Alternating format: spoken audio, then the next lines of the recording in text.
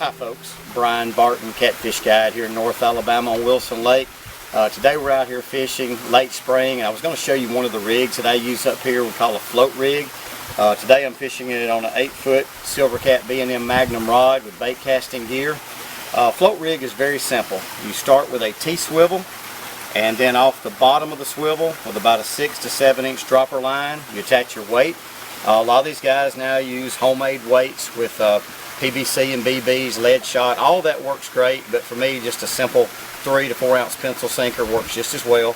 But anyway, you just tie that on with about a 6-inch dropper, and then you come off the other side of the top of the tee, and I'd like to use about a 3 to 4 foot leader, and on the end of that leader you attach your hook, which I'm using a Daiichi circle hook, and then you put a float right above it. Now you can move the float, slide it up and down the line. If the fish aren't off the bottom, sometimes I'll put the float that close to the hook. It will not affect the fish bite at all. If I think they're a little deeper, I'll simply slide it and let it fall behind. But what you have going on here is you drag or troll at 0.3, 0.4 mile per hour. You've got the weight down here that's hitting the bottom, stirring up substrate, it's making an audible sound to attract the fish. And then you've got your bait hanging up above it, which keeps your bait out of the mud in the bottom and also helps you prevent hang-ups.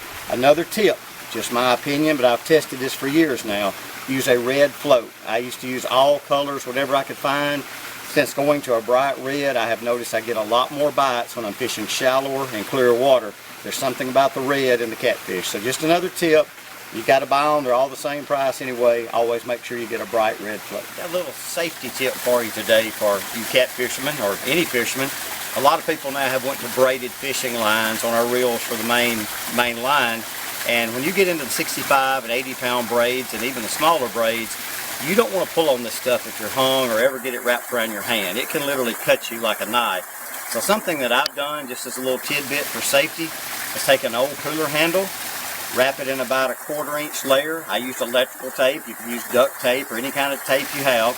But you wrap that thing up with tape, and then if you get a snag, you just simply wrap it about 3 times around the handle and then pull on the snag. The important thing here is don't let your braided line touch. If you wrap this up on top of each other, you will actually, sometimes you could slice your line or actually break the line. But when you're wrapping it, just make your folds about a 1/4, 1/2 inch apart. You only need 3 or 4 turns. Just pop on the hang, it'll pop right off. It could save you slicing a finger deep or even cutting a finger to the bone. So just a little safety tip. Cheap dowel rod, old cooler handle, anything you can get, 8, 10 inches long, wrap it up with some tape.